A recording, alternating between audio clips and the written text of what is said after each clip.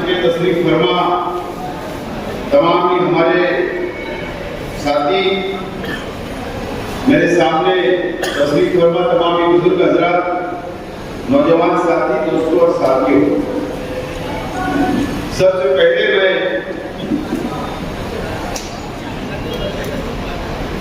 आप तमाम ही लोगों का, चाहे वो फ्रूट के व्यापारी हो, चाहे वो फ्रूट के हॉकर्स हो, फेरी करने वाले, चाहे वो सब्जी हॉकर्स हो, बाजारों में दुकान लगाने वाले और देहातों के अंदर जाकर फ्रूट बेचने वाले, सब्जी बेचने वाले, ऐसे तमाम ही साथी जो आज यहाँ मौजूद है, मैं आप तमाम ही लोगों का मेरी जानिब से, खालिद हाजी साहब की जानिब से, मेरे परिवार की जानिब से आप तमाम ही लोगों का बहुत बहुत शुक्रिया अदा करता हूँ, बहुत बहुत शुक्रिया अदा करता हूँ।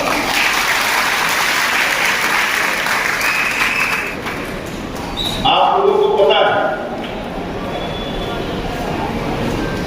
कि अक्टूबर में महाराष्ट्र असेंबली का चुनाव होने जा रहा है। तारीख का ऐलान महीना सवा महीने के अंदर हो जाएगा, लेकिन हम लोगों ने इलेक्शन की शुरुआत बहुत पहले से हम लोगों ने कर दी है और उसकी वजह कुछ लोग ये बोल रहे थे कि अगर मैं निकला तो बोले खर्चा शुरू हो जाएगा। मैंने सुना था हमारे मुखालिफ लोग महीना डेढ़ महीना पहले उन्होंने इंटरव्यू दिया कि अगर बोले मैं निकला तो दूसरी पार्टी का खर्चा शुरू हो जाएगा। लेकिन पता है आपको, शेख आसिफ निकला तो उनका खर्चा शुरू हो।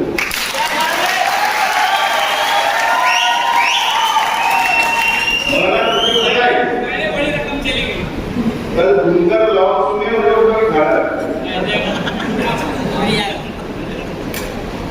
उनका खर्चा शुरू हो गया। गली गली घूमना पड़ रहा है, माफी मांगना पड़ रहा है और 1 करोड़ का फंड तू ले ले, काम कर ले, 50 लाख का तू ले ले, 1.5 करोड़ का तू ले ले, 25 लाख का तू ले ले, 5 करोड़ का भी फंड मंजूर नहीं हुआ, 100 करोड़ का फंड बांटे। इतना घबराहट, कई जगह पर गली गली के अंदर घूम रहे, भटक रहे, कई मोटरसाइकिल शुरू हो गई अभी से, और दावा ऐसा किया करते थे कि मैं निकला तो सामने वाले का खर्चा शुरू होगा। अल्लाह का बहुत ऐसा उपक्रम है कि हम निकले तो आपको निकलना पड़ा तो आपका खर्चा शुरू।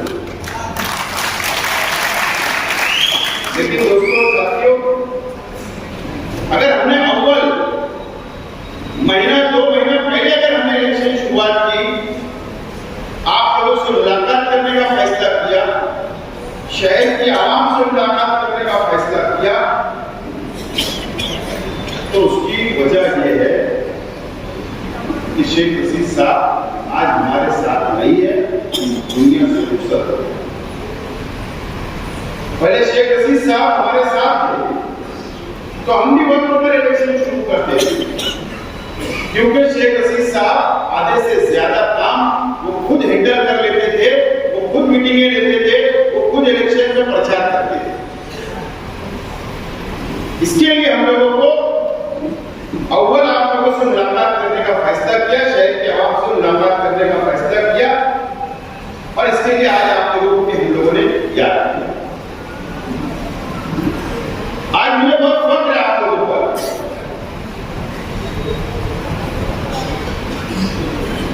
इसलिए फख्र है कि ये पहला मौका नहीं जो आप लोगों को हमने बुलाया और आपको याद किया और आप आ गए। जब शेख रशीद साहब आजाद उम्मीदवार की हैसियत से उन्होंने पहला चुनाव लड़ा 1995 में। तो उस वक्त से आप लोग साथ देते आए हैं और आज शेख रशीद साहब नहीं है और आज भी आप लोगों ने, हमारे नौजवान साथियों ने आपको याद किया, दावत दी और आज आप लोग यहां पर जमा हो गए। मुझे आप लोगों पर बहुत फख्र है और आप लोगों का शुक्रिया अदा करता हूं।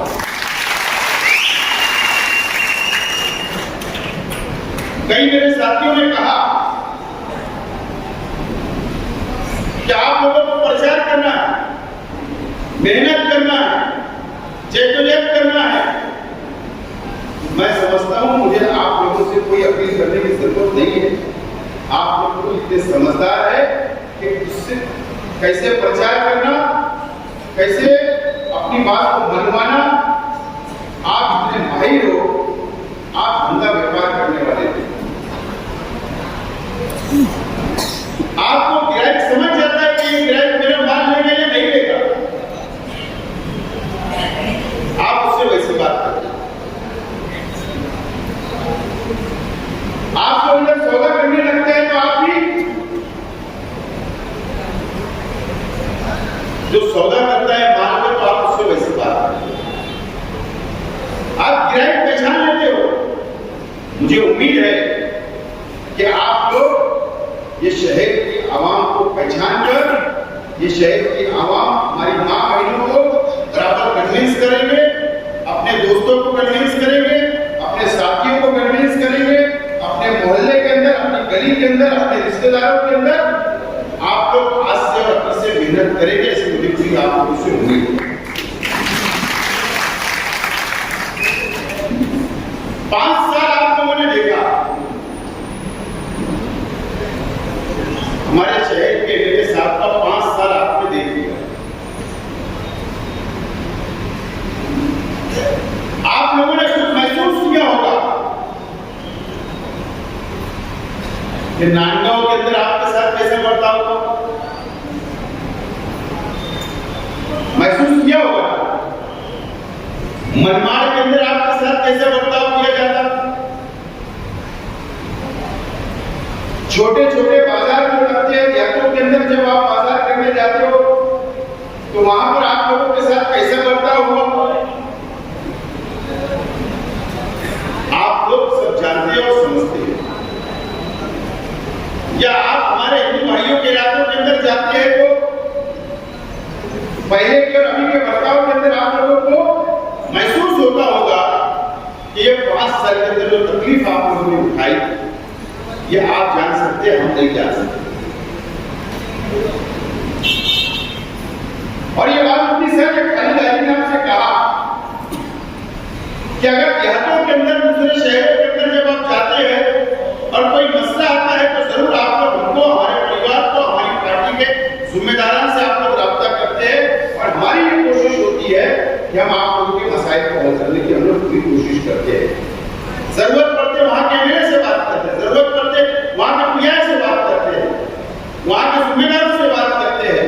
लेकिन हम लोग उन लोगों से लड़ाई इसलिए नहीं करते हैं, संघर्ष इसलिए नहीं करते हैं कि अगर हमारी लड़ाई करने से, हमारा सत्य बोलने से, वहां आकर आंदोलन करने से आप लोगों का हमेशा धंधा व्यापार वहां से बंद हो जाएगा, आपकी रोजी रोटी खत्म हो जाएगी। इसलिए हम लोग हुकूमत अमली से बात करके मामलों को आगे बढ़ाने की कोशिश करते हैं। ये हमारी अपनी समझदारी है और ये शहर ने भी देखा और शहर देख रहा। मार्केट कमेटी का आप लोगों का ताल्लुक, मार्केट कमेटी के अंदर आप लोग रोजाना सुबह जाते हो फजर बाद, कोई फ्रूट खरीदता है, कोई सब्जी खरीदता है, आप लोगों का रोजाना जाना आना वहां पर है। मुझे एक हमारे साथी ने अपनी फहरिस्त दी है वहां की तकलीफ, क्या आप लोगों को वहां भी तकलीफ है, लेकिन आज मुझे यहाँ पर कुछ बोलना नहीं है। लेकिन इतना जरूर याद दिलाना चाहता हूं कि 2 महीना पहले बकरीद के त्योहार, वही काटन मार्केट के अंदर जहां आपका मार्केट करता है, उसी के बाजू में जानवर का भी जुमा के दिन हमारे शेतकरी भाई वहां पर जानवर लाकर बेचते हैं। जो लाइसेंस धारक है वो वहां पर माल खरीदता है और वो माल वापिस किसी व्यापारी को बेचता है। क्या हुआ? कभी ऐसा हुआ कि 5 साल में? इस मर्तबा ऐसा हुआ कि शेतकरी भाइयों ने जो माल बेचा और जो लाइसेंसदारों ने जो माल दूसरे लोगों को दिया, वहां पर गौ रक्षा वाले, जातिवादी संगठन के लोग, कार्यकर्ता वहां पर आकर उन्होंने पूरा सील लगा दिया, पुलिस को लाया, चारों दरवाजे के ऊपर पुलिस को खड़ा कर दिया और एक भी जानवर बाहर निकलने नहीं दिया, बाहर निकलने नहीं दिया। मुझे बताओ, ये तो मेरी जिम्मेदारी नहीं थी, शहर के दूसरे विक्रांत की जिम्मेदारी नहीं थी, शहर के एमएलए की जिम्मेदारी थी कि वहां पर मार्केट कमेटी का जो अधिकारी होता है, उसका स्टाफ होता है, या मार्केट कमेटी के चेयरमैन, या वहां के लोगों से बैठकर वहां पर एसपी को, प्रांत को, तहसीलदार को बुलाकर वहां पर बैठकर एमएलए बात कर सकता था, माल छुड़ा सकता था, लेकिन एमएलए वहां पर नहीं पहुंचे और बकरी निकल गई, माल छूटा नहीं और गौशाला के अंदर चला गया। क्या कभी आप लोगों ने ऐसा देखा 5 साल में? ऐसे हालात से ये शहर गुजरा, ऐसे हालात से ये शहर गुजर रहा। ये नाकाम एमएलए साहब है, मुकम्मल तौर पर नाकाम हो गए। 2 दिन पहले उन्होंने प्रेस कॉन्फ्रेंस की, इतने मजबूर हो गए, इतने लाचार हो गए कि अब उनकी ऑफिस पर भी ये प्रेस कॉन्फ्रेंस नहीं ले सकते, किसी दूसरे के इशारे के ऊपर दूसरी जगह जाकर इनको प्रेस कॉन्फ्रेंस लेना पड़ेगा। उन्होंने कबूल किया कि मैंने मेरे मैनिफेस्टो मैंने पूरा नहीं किया, मैंने कोई काम नहीं किया। ये उन्होंने अपनी जबान से कबूल कर दिया है। इस बात की दलील है कि शहर के एमएलए ने अपनी जबान से ये बात कबूल कर ली कि मैं नाकाम एमएलए हूं।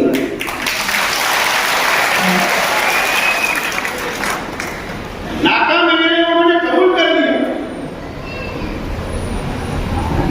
इतने बेबस नजर आए, किसने रोका था? हमारा नाम लेते हो, हम काम करते हैं। फिर पावरफुल कौन? एमएलए के मैं। अगर तुम एमएलए हो, तुम्हारे में इतना पावर है। हमने देखा है कि जब वजीर आला एकनाथ शिंदे साहब जब मालेगांव आए तो आप उनकी चप्पल के पास खड़े थे, ये भी हमने देखा।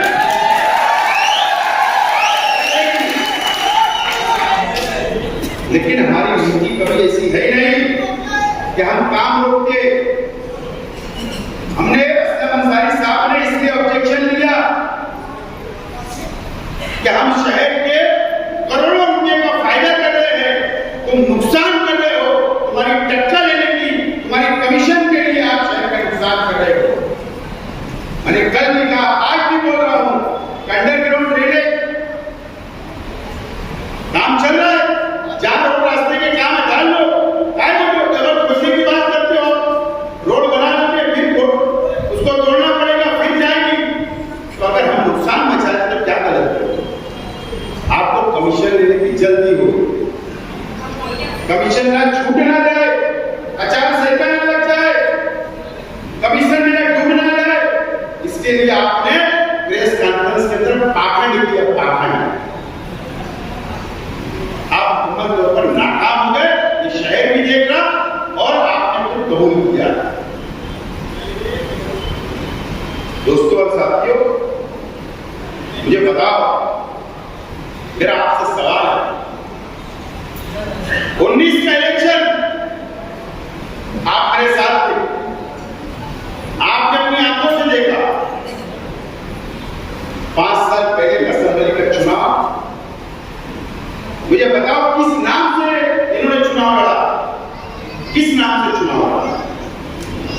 एनआरसी के नाम पर इन्होंने चुनाव लड़ा। इनके लीडर हैदराबाद से आए, इन्होंने कौमी मिल्लत की दुआई दी, मजहब के नाम पर वोट मांगा, नौजवानों को वर्गाया, उनके जज्बात से खेलने का काम किया, हमारी मां बहनों के जज्बात से खेलने का काम किया गया और चुनकर आ गए।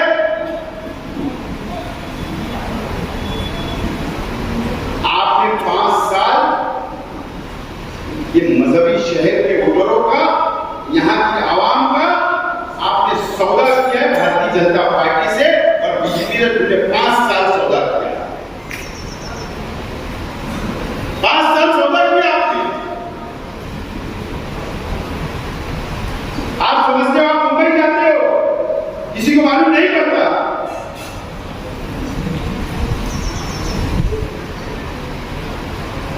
जब आप चुनकर गए, उद्धव ठाकरे साहब की हुकूमत बनी, कांग्रेस राजधानी कांग्रेस की मिलकर,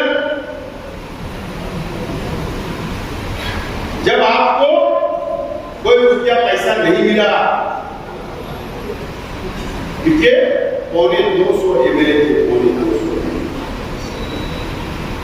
अक्सरियत थी, लेकिन जब उद्धव ठाकरे साहब की हुकूमत गिरी तो वहां से असल में तुमने शहर का सौदा करना शुरू किया। मैं आज आपको एक बात बताता हूं, असेंबली के चुनाव के वक्त मैं कांग्रेस पार्टी का उम्मीदवार, ये मैं के उम्मीदवार, आपको पता है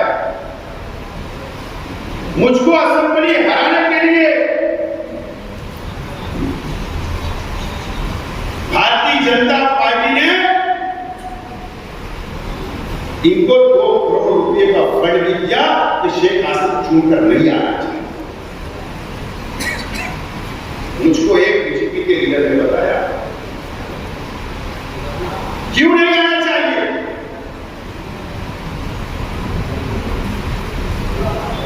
आरएसएस ने साजिश रची थी कि शेख हसीना दोबारा असेंबली के अंदर नहीं आना चाहिए। बोले 5 साल इसमें मुसलमानों के लिए आवाज उठाई, कौम के लिए असेंबली के अंदर आवाज उठाई, गौवंश के गौ रक्षा के खिलाफ आवाज उठाई, आरएसएस के खिलाफ आवाज उठाई, साध्वी प्रज्ञा सिंह ठाकुर के खिलाफ आवाज उठाई, कर्नल पुरोहित के खिलाफ आवाज उठाई और मुसलमानों को रिजर्वेशन मांग रहा था। तो इसने नाक पे दम करके रखा था 5 साल, और अब ये नहीं आना चाहिए।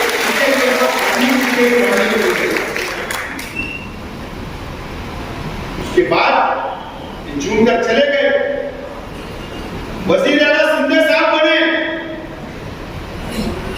आपको याद होगा WI के सामने मैंने स्क्रीन पे बताया था, इन्होंने क्या क्या बताया। इन्होंने गैर जानी कर रहे, जब एकनाथ शिंदे साहब अक्सरियत साबित करने का वक्त आया तो कांग्रेस पार्टी के एमएलए, राष्ट्रवादी के एमएलए, उद्धव ठाकरे के एमएलए,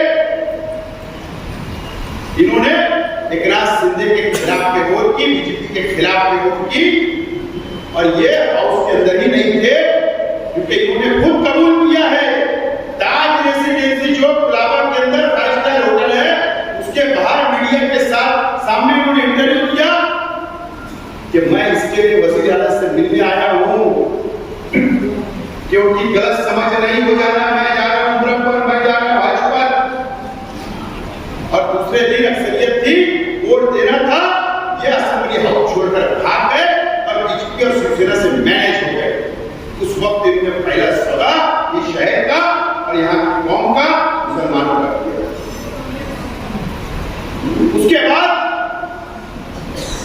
चुनाव आए राज्यसभा का, एमएलसी का, उसी वक्त ये दोनों चुनाव चल रहे। बताया इमरान प्रताप गरीब चुनकर महाराष्ट्र के एमएलए ने, कांग्रेस पार्टी के लोगों ने राज्यसभा में भेजा एकनाथ शिंदे की पार्टी शिवसेना के खासदार को वोट दिया। जब भी करोड़ों की डीलिंग हुई, जब भी शहर का सौदा किया गया, उसी वक्त एमएलसी के चुनाव में, उस वक्त भी करोड़ों की डीलिंग हुई, उस वक्त भी इन्होंने कौम का सौदा किया। और अभी 12 जुलाई को, अभी ये महीना भी कंप्लीट नहीं हुआ जुलाई को, 4 जुलाई को नतीजे आए। बराबर, पार्लियामेंट के चुनाव के नतीजे 4 जुलाई को आए। हम लोगों ने 1,98,000 करोड़ देकर सूबा बच्चाओं को पार्लियामेंट में भेजा। हमारा मकसद था कि भारतीय जनता पार्टी की सरकार मरकज से गिर जाना चाहिए, नहीं आना चाहिए। 10 साल हमको सताया गया, काले कानून मुसलमानों के खिलाफ बनाए गए। हम लोगों ने एक प्लेटफॉर्म पर ये शहर का आया, एक भीख मांगने वाले ने भी बीजेपी के खिलाफ वोट दिया, एक करोड़पति शहर के उसने भी वोट दिया, एक नौजवान लड़की ने भी दी, एक बूढ़ी मां ने भी दी, एक नौजवान ने भी दिया, एक बुजुर्ग ने भी दिया। हमने सब लोगों ने मिलकर वोट दिया कि बीजेपी की सरकार नहीं बनना चाहिए। नतीजे आए, 4 जुलाई को आए, बीजेपी की हुकूमत बन गई। 8 दिन के बाद 11 एमएलसी के चुनाव आए, एमएलए वोट देते हैं उसमें। इन्होंने उस वक्त भी सौदा किया, इन्होंने कांग्रेस, राष्ट्रवादी या उद्धव ठाकरे की पार्टी को वोट नहीं दिया, इन्होंने बीजेपी शिंदे को वोट दिया। उस वक्त भी करोड़ों की डीलिंग हुई और इन्होंने उस वक्त भी कौम का सौदा किया। मेरा निशाना इतना सही जगह पर जाकर बैठा है दोस्तों। मैं कभी कभी उल्टी बात करता, बात समझ लो, मैं जो चाहता था वो हुआ।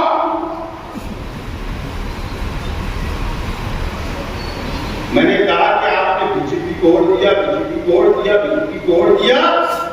इन्होंने 2 दिन पहले प्रेस कॉन्फ्रेंस के अंदर कहा कि मैंने बीजेपी को वोट नहीं दिया। किसको वोट दिया? मुझको पता था आपने भावना गौरी को वोट। वो किसकी उम्मीदवार थी? एकनाथ शिंदे की उम्मीदवार थी।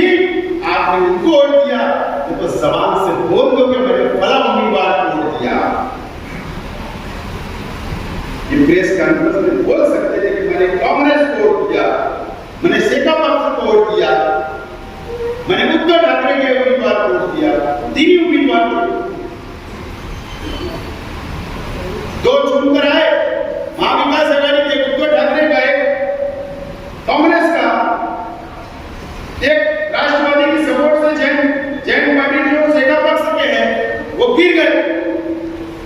चलो 2 निकल गए, 9 बता दो किसको वोट दिया? तो बीजेपी और शिवसेना की थी। उस वक्त भी इन्होंने सौदा, इस तरीके का सौदा इस शहर के अंदर मुसलमानों का इन्होंने जाकर मुंबई के अंदर किया। इनका हिसाब लेने का वक्त आ गया, इनसे सवाल करने का वक्त आ गया। और ये समाजवादी के लोग ये बोलते हैं इनको कोई हक नहीं है, क्योंकि चुनकर देने के अंदर ये बराबरी के जिम्मेदार है। उन्होंने बराबरी को उनका साथ दिया।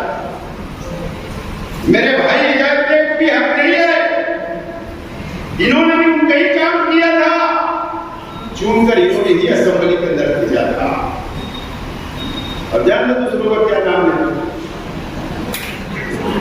कई लोग इनको हक है क्या? कोई हक नहीं है इनको। ये सब लोगों ने मिलकर उनको असेंबली के अंदर भेजा था। मैं बार बार बोलता हूं,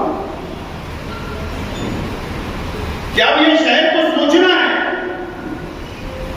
आप लोगों को सोचना है, शहर के आवाम को सोचना है, शहर के दीनी तंजीमों को सोचना है, शहर के एजुकेशन संस्था के टीचरों को सोचना है कि शहर को आप सोचना पड़ेगा कि कौन का सौदा कैसे किया गया, और अब 5 साल के बाद इलेक्शन आ रहा है, तो अब आपको क्या फैसला करना है, कि शहर को सोचकर आप फैसला लेना पड़ेगा।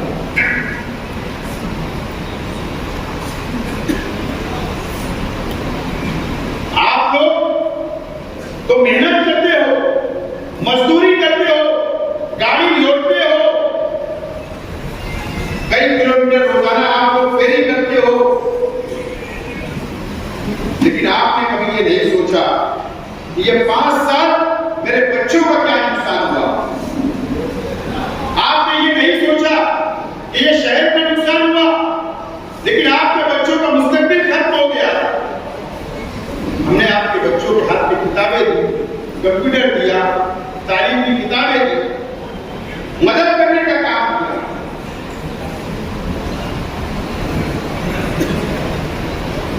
आप लोगों को भी सोचना है। शेख रशीद साहब आज इस दुनिया में नहीं है, और हम शेख रशीद साहब के बिना इलेक्शन लड़ रहे हैं। आपकी जिम्मेदारी है, हमारी जिम्मेदारी है कि ये इलेक्शन हमारे लिए बहुत अहमियत का इलेक्शन। मैं अगर हिम्मत कर रहा हूं, उम्मीदवारी कर रहा हूं, तो आप लोगों के भरोसे, आप लोगों की ताकत के बलबूते को उम्मीदवार। आप लोगों के साथ उम्मीद है कि आप लोग पहले भी साथ दिया करते थे, अभी भी आपको साथ देना है, और इंशाल्लाह आप लोग मेरा साथ देंगे। लेकिन कई लोग हैं आपके बीच में, वो हो सकता हमारे भाई लोग भटक गए, वो दूसरी पार्टी के अंदर होते, तो आप लोग समझा बुझाकर अपने साथ। लेकिन एक अपील करता हूं आज ही कि आप लोग अलग अलग मिलेंगे मुझसे, 2 महीने में, 3 महीने में, एक साथ नहीं मिलेंगे। मैं तमाम ही हमारे जिम्मेदारान से भी मेरी अपील है कि पोलिंग के दिन आप 1 दिन की छुट्टी उन लोगों को सबको दें। आप अपनी छुट्टी निकालें 1 दिन की। 1 दिन आप लोग गाड़ी मत लगाइए। आप लोग इतनी मेहनत करो कि आपके परिवार को वोट आकर पुलिस में पहुंचा दो, वो काम खत्म होगा। आपके गली की वोट पहुंचा दो, वो काम खत्म होगा। आप अपने इतराफ में नजर डालो, कोई वोट देने से रह गया है क्या, आप उनकी वोट पहुंचाओ। फिर अपने वक्त निकाल कर अपने दोस्तों से फोन पर शहर में बात करो, वोट नहीं दियो तो वोट देने वहां पर जाओ। आपको मेहनत करना पड़ेगा। मैं बार बार बोल रहा हूँ कि पोलिंग के बाहर, स्कूल के बाहर खड़े रहकर शोर मचाना, गर्दी करने से इलेक्शन नहीं होगा। पूरा दिन भर आपको मोहल्ले में रहना है, दिन भर आपको गली के अंदर रहना है, दिन भर आपको वोट निकाल कर वोट गिराना है। यह असल इलेक्शन होगा। और आप लोग ये तय करके यहाँ से उठे कि मैं आज से तय करता हूँ कि रोजाना में 5 लोग को कम से कम 5 लोगों का साइड बनाऊंगा और शेख आसिम को देने के लिए कहूंगा। तो इंशाअल्लाह ये आपको 2.5 महीना मिलेगा। ये 2.5 महीने के अंदर एक शख्स कितने लोगों को बोलेगा, या आप अंदाजा लगा लें। हम लोग मेहनत करें, जद्दोजहद करें, दिन रात एक करें, ऐसे शहर को बचाने के लिए। शहर का मुस्तकबिल आप लोगों के हाथ में, शहर का मुस्तकबिल धोखे में है। नदिया के उस पार के लिग्रांड के पास ये शायद गिरोह रखा जा चुका है। मतलब साफ तौर पर बोलना चाहता हूं, गिरोह है। कल मैं कमिश्नर का दौरा कराया 2 जगह पे दौरा कराया। एक बागे कासिम में, एक बाजार शेवान में। कमिश्नर साहब ने गाड़ी में बैठे हुए थे, मैंने उनसे पूछा कि साहब मुझे एक बात बताओ, कारपोरेशन कितने कर्ज में चली हुई? सोच के बोलने लगे 200-250 करोड़ रुपए का कर्जदार हो चुके। मैंने कहा आप गलत हो। उनको मैंने थोड़ा स्कीमों का हिसाब बताया, टीचरों का पगार नहीं हो रही है बताया, हर बात की है, ठेकेदारों का बिल पेंडिंग है, कारपोरेशन के हिस्से की रकम देना है। तो फिर बात को बोलने लगे धीरे से 650 के करीब, 650 करोड़ रुपए के करीब कारपोरेशन कर्जदार हो। मुझे बताओ, अगर कर्जदार हो गई तो 650 करोड़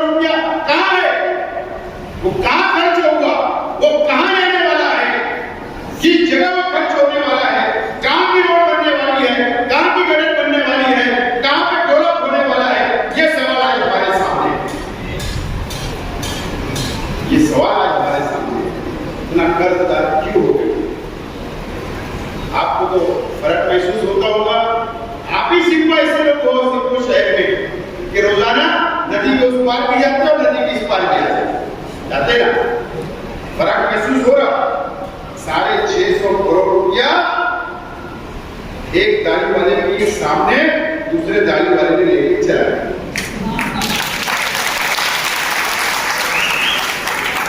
यही हुआ, इसलिए शेख आसिफ पूरा है, इसलिए भटकता है आंखों में, क्योंकि डरता नहीं हूं, इसलिए भटकता है। बहुत कोशिश हुई शेख रशीद साहब के जाने के बाद कि दबा लो, डरा लो, झुका लो, लेकिन अल्लाह का करम है, हमारे मालेगांव शहर के सेंट्रल असेंबली हल्के के मुझको छोड़कर तमाम लोग निगरान दब चुके हैं, झुक चुके हैं, बिक चुके हैं, लेकिन अल्लाह का करम है कि शेख रशीद साहब ने हमको सिखाया है कि किसी के सामने झुकना नहीं, किसी के साथ किसी से डरना नहीं, किसी से दबना नहीं, सिर्फ अल्लाह के सामने झुकना है और अल्लाह से डरना है।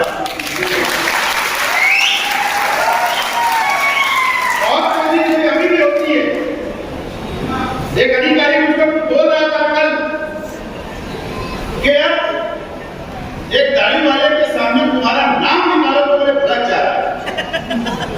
अच्छी बात है, उसकी वजह कसम खुदा रसूल की, ये शहर अल्लाह गवाह, सिर्फ मेरी नीयत साफ है कि मैं इस शहर को बर्बाद होना नहीं देना चाहता हूं।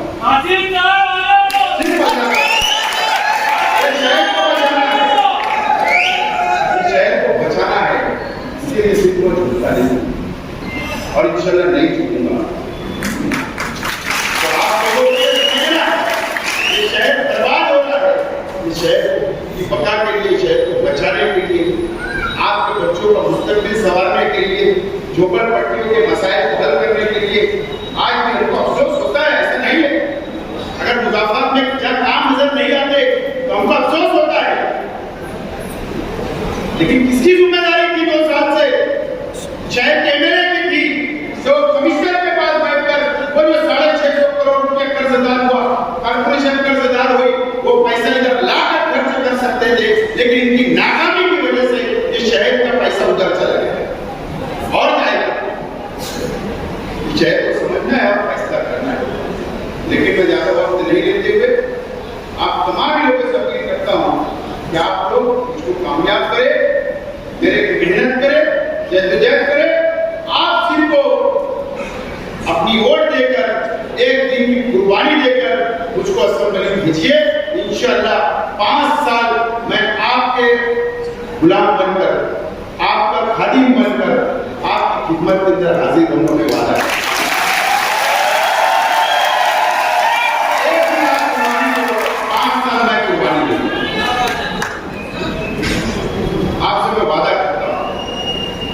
मुझे ये शहर के लिए बहुत कुछ करना है, बहुत कुछ करना है। मैं आजाद मिलने की बात क्यों कर रहा हूं बताऊं? यकीन जानो, मेरा ज़हन बन चुका है। मैं बहुत सोच समझ के सियासी फैसले लेता हूं, मैं जज्बात में फैसले नहीं लेता हूं, मैं मुस्तकबिल का सोच में फैसला करता हूं, मैं ये शहर का मुस्तकबिल सोच कर फैसला ले रहा हूं। आप आज भी आपको समझ में आएगा। आप मुझे आजाद उम्मीदवार की हैसियत से अगर मैंने इलेक्शन लड़ा तो आपको मुझको सिर्फ कामयाब करो।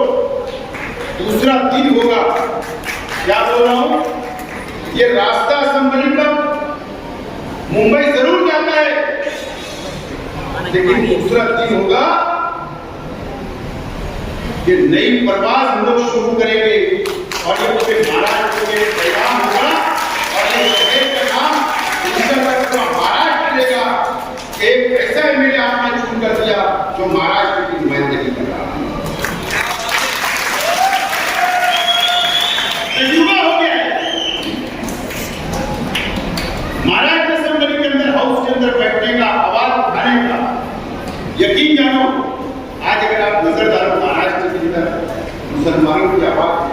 नेता बता दो, एक नेता बता दो कौन है 5 साल लावारिस रहा है, पूरा महाराष्ट्र कोई आवाज उठाने वाला नहीं था। ये तमाम बातें आपको सोचो, समझो, फैसला करो, लेकिन एक मरतबा मुझे मौका दो, इंशाअल्लाह मैं 5 साल मैं करूँगा, ये वादा करता हूँ। और आपको इतनी बड़ी तादाद में यहाँ पर आए, मेहनत की,